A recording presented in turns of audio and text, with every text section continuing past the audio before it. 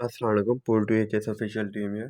अच्छा स्टूडेंट्स, मेरी पहले ब्लड फिजियोलॉजी में बाकी चैप्टर्स पे सारी वीडियोस बनी हुई थी। तो एक चैप्टर की अभी वीडियोस पेंडिंग थी, तो उसके लिए स्टूडेंट्स के मैसेजेस आ रहे थे कि सर आप उसकी वीडियोस का फाइनल करें, क्योंकि हमें उसकी भी मार्किंग करा दें, हमें भी पता हो कि इसमें से क्या क्या करना है। तो स्टूडेंट्स, मैं आज आपको इसके बारे में बता देता हूँ। आपको इसमें सबसे पहले आपको ये बता देता हूँ कि आपने इस चैप्टर में से क्या क्या करना है, कितना करना है। जैसे आपने पिछली वीडियोस देखी हैं, इसमें से भी आपको वही चीज़ें आपको बताऊँगा कि इसमें से MCQs SCQs point of view से क्या क्या करना है। इसके अलावा स्टूडेंट्स, आप में से बच्चों के ये भी मैसेजेस आ रहे थे कि सर जो बुक का है, इसमें क्या क्या आपका फ़र्क है। जिस तरह से डहा मेडिकल फिजियोलॉजी है और इसके अलावा गाइटन है, तो उसमें क्या डिफरेंस है, तो वो भी मैंने आपको सोचा कि वो भी मैं आपको साथ साथ बता देता हूँ इसमें से क्या डिफरेंस है। तो स्टूडेंट्स, ये डहा मेडिकल फिजियोलॉजी की बुक है, ये मेरे पास है इस वक्त। तो इसमें से मैं आपको बता देता हूँ कि इसमें से क्या क्या इसमें डिफरेंस है और किस तरह से ये लिखी गई है, क्या क्या इसमें टॉपिक है और कितना करना है। तो स्टूडेंट्स, हम बात कर लेते हैं डहा मेडिकल फिजियोलॉजी से भी, कि इसमें देख सकते हैं आप ब्लड का, कि रेड ब्लड सेल्स का चैप्टर है, वाइट ब्लड सेल्स का चैप्टर है, इम्यूनिटी एंड एलर्जी, इसके अलावा ब्लड ग्रुपिंग डिसऑर्डर और इसके साथ ही हीमोस्टेसिस एंड ब्लड कोएगुलेशन के बारे में। तो हम इसको देख लेते हैं कि इसमें भी क्या डिफरेंस है और उसमें क्या है, मैं आपको साथ साथ बताता जाऊँगा। सबसे पहले हम इसकी गाइडेंस पे ही मार्किंग कर लेते हैं कि क्या क्या कितना करना है आपने। स्टूडेंट्स, आपने इसमें से हीमोस्टेसिस वाला चैप्टर इसका इंपॉर्टेंट चैप्टर है। इसमें से आपने वैसे मोस्टली आपने इसका पोर्शन करना है। तो इसमें से आप सबसे पहले आपको पता हो कि हीमोस्टेसिस की डेफिनेशन क्या है और हीमोस्टेसिस के उसमें मैकेनिज़्म कौन कौन से हैं। तो हीमोस्टेसिस की डेफिनेशन देखें, उसके साथ मैकेनिज़्म देखें। इसके अलावा स्टूडेंट्स, इसमें से वैस्कुलर कंस्ट्रिक्शन में से जस्ट आप इतना पढ़ लें कि कौन कौन से इसमें कंट्रैक्शन की वजह से कौन कौन से रिजल्ट आते हैं। जैसे लोकल मायोजेनिक स्पाज्म आ रहा है, लोकल ऑटोकाइड फैक्टर हैं, नर्वस रिफ्लेक्स है, ये आपने जस्ट इतना ही रीड कर लेना है ताकि आपको इनके कंसेप्ट क्लियर हो, ताकि आपको अगला पोर्शन पढ़ने में आसानी हो। इसके अलावा फॉर्मेशन ऑफ प्लेटलेट प्लग, इसको आपने जस्ट रीड कर लेना है कि प्लेटलेट प्लग किस तरह से बन रहा है, इसमें उसके डायमीटर ये सब कुछ दिया हुआ है।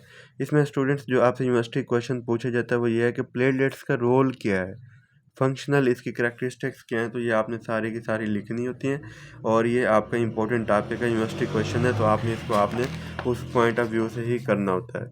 इसमें स्टूडेंट्स, हम बात कर लेते हैं अब मैकेनिज्म ऑफ प्लेटलेट प्लग, ये किस तरह से बनता है, ये आपका यूनिवर्सिटी क्वेश्चन है। इसके भी आपने स्टेप्स यहाँ से देख लेने हैं कि किस किस तरह से बन रहा है और क्या क्या हो रहा है इसमें। ये आपको यूनिवर्सिटी क्वेश्चन इस तरह से करना है कि आपको फिंगर टिप्स पे याद होना चाहिए, इसको आपने बहुत अच्छे से करना है। इसके अलावा स्टूडेंट्स, यहाँ से आपने बाकी पोर्शन इतना इंपॉर्टेंट नहीं है, आप इस पेज से जस्ट बाकी पोर्शन रीड कर सकते हैं। ये आपने MCQs पॉइंट ऑफ व्यू के लिए देख लेना है। इसके अलावा स्टूडेंट्स, जो इसमें इंपॉर्टेंट है वो ये है कि आपने ये देखना है कि किस तरह से आप ऑर्गेनाइजेशन क्या, या ब्लड क्लॉट अगर बन गया तो उसको डेजलूट किस तरह से करना है, उसको ख़त्म किस तरह से करना है।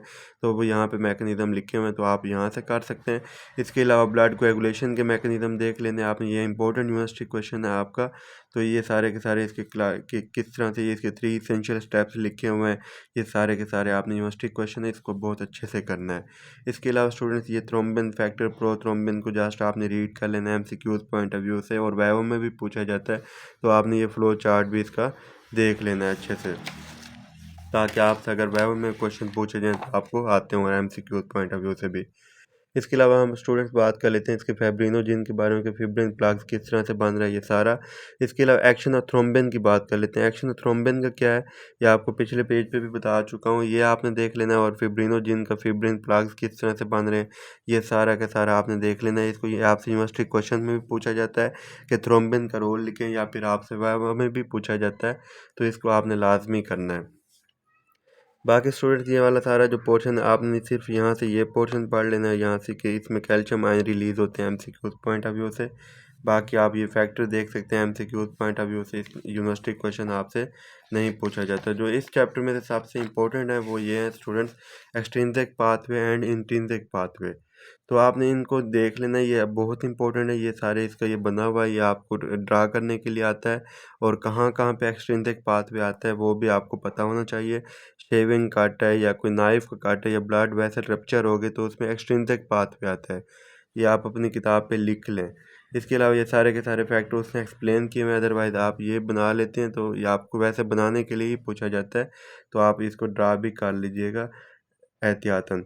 इसके अलावा इंट्रिंसिक पाथवे आपने देख लेना है क्लॉटिंग फैक्टर में क्या क्या थे, इंट्रिंसिक फैक्टर पाथवे, तो ये सारा का सारा आपने ड्रा करना है। इसका भी एक सेपरेट एक ड्रा के लिए आता है, तो ये भी आपने लाजमी करनी है। इस चैप्टर के बहुत इंपॉर्टेंट क्वेश्चन है। तो इसके अलावा स्टूडेंट्स हम बात करें तो कैल्शियम के रोल के बारे में भी आपको पता हो कि इंट्रिंसिक एंड एक्सट्रिंसिक पाथवे में क्या होता है, तो ये आपसे इम्पोर्टेंट क्वेश्चन है, आपसे पूछा जा सकता है। इसके अलावा स्टूडेंट्स इस चैप्टर में से जो करने वाला वो ये है कि इंट्रावेस्कुलर एंटीकोएगुलेंट किस तरह से, कौन से एंटीकोएगुलेंट हैं जो प्रिवेंट करते हैं क्लॉटिंग को, ये आपने यहाँ से रीड करना है। ये सारा का सारा इंपॉर्टेंट यूनिवर्सिटी क्वेश्चन है। एंटी थ्रोम्बिन एक्शन लाजमी देखना है, ये भी आपका यूनिवर्सिटी क्वेश्चन है। इसके अलावा हेपरिन का रोल देखना है, ये भी इंपॉर्टेंट यूनिवर्सिटी क्वेश्चन है। इसके बाद plasma causes lysis of blood clots, ये भी आपने लाजमी करना है, ये आपका यूनिवर्सिटी क्वेश्चन है। इसके अलावा स्टूडेंट्स हम बात कर लेते हैं नेक्स्ट पेज पे। इसमें देखना है आपने कि प्लाज्मिन का क्या रोल है, ये आपका यूनिवर्सिटी क्वेश्चन है, ये आपसे पूछा जाता है। इसके अलावा ये आपने देखना है कौन सी कंडीशन है जिसमें ब्लीडिंग एक्सेस हो जाती है, और ये आपने देख लेना हीमोफीलिया विटामिन के, ये आपसे वाइवा में भी पूछा जाता है और आपके प्रैक्टिकल में भी ऐड होता है। इसके अलावा एमसीक्यूज में भी पूछा जाता है। इसके अलावा स्टूडेंट्स ये देख लेना है कि फैक्टर 9 10 का क्या रोल है, 8 का क्या रोल है, ये सारा का सारा हीमोफीलिया के साथ आपको रिलेट करके देते हैं, ये आपको क्लिनिकल बना के देते हैं, तो इसको आपने लाजमी करना है। हीमोफीलिया बहुत इंपॉर्टेंट टॉपिक है। इसके अलावा थ्रोम्बोसाइटोपेनिया इस चैप्टर का इंपॉर्टेंट टॉपिक है, तो वो भी आपने लाजमी करना है सारा का सारा। इसके अलावा थ्रोम्बो एम्बोलिक कंडीशन जो हैं, जस्ट आप ये रीड कर लेना है आपने कि इसमें काजेज ऑफ थ्रोम्बो एम्बोलिक कंडीशन कौन कौन सी होती हैं, इसका आपको पता हो। टीपीए डेरिवेटिव्स का पता हो कि क्या क्या रोल होता है, किस तरह से वो ख़त्म कराते हैं उसको, प्लग्स को, फिब्रिन जो होती है उसको किस तरह से कराते हैं। इसके अलावा आपको डिसएमिनेटेड इंट्रावेस्कुलर कोएगुलेशन के बारे में पता हो, ये भी आपने यहाँ से देख लेना है। इसके अलावा स्टूडेंट्स जो इसमें इंपॉर्टेंट है वो ये है कि हेपरिन है, ये आपने देख लेना है हेपरिन का क्या रोल है, ये आप पहले भी पढ़ चुके हैं।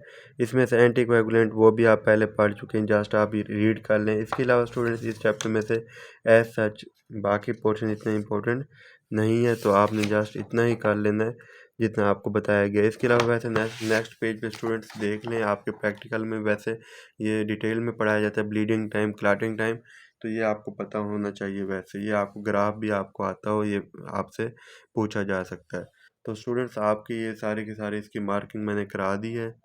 तो स्टूडेंट्स इसकी मार्किंग सारी की सारी करा दी है आपको, तो आपने ऐसे करना है कि अब मैं आपको इस बुक पे भी बता देता हूँ कि डायमेडिकल फिजियोलॉजी में क्या था। तो उसको हम देख लेते हैं कि इस चैप्टर में किस तरह से इस बुक को असेंबल किया गया और इस बुक की क्या अहमियत है, तो वो भी आपको पता होना चाहिए इसमें क्या क्या चीज़ें हैं। तो स्टूडेंट्स ये इसको टॉपिक वाइज इसको हेडिंग, प्रॉपर हेडिंग के साथ उसके पॉइंट्स बना के बुलेट्स ऐड करके इस बुक को डिज़ाइन किया गया। डायग्राम्स सारी दी गई हैं इसके अंदर, और आप अगर इसको आप इस बुक को भी यूज़ कर लेते हैं तो इनफ है। ये इसमें देख सकते हैं एक टेबल भी दिए गए हैं, क्लॉटिंग फैक्टर कौन कौन से हैं, ये सब कुछ दिया गया है इस बुक के अंदर।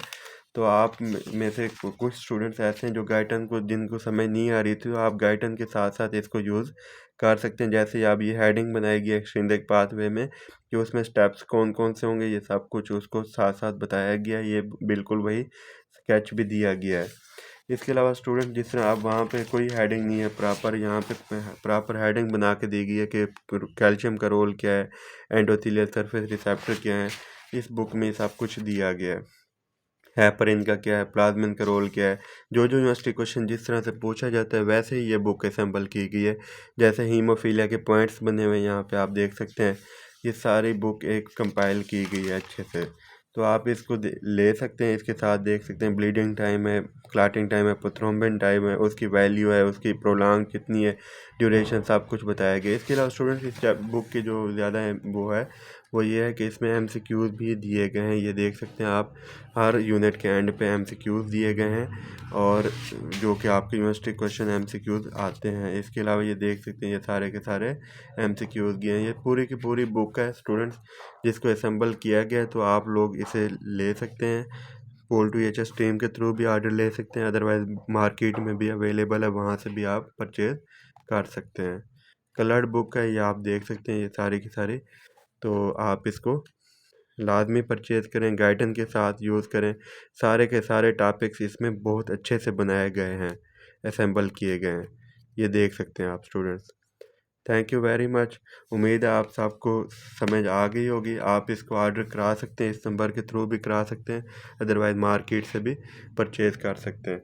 बाकी स्टूडेंट्स इसकी जो बाकी पोर्शन है इसमें आपको सारी वीडियो जितनी है वो आपको साथ साथ मिलती जाएंगी। तो आप में से जो भी इस चैनल पे न्यू है काइंडली चैनल को सब्सक्राइब कर ले, ताकि अगली आने वाली जितनी भी वीडियोज़ हैं वो आपको मिलती रहें। Thank you. अल्लाह हाफ़िज़।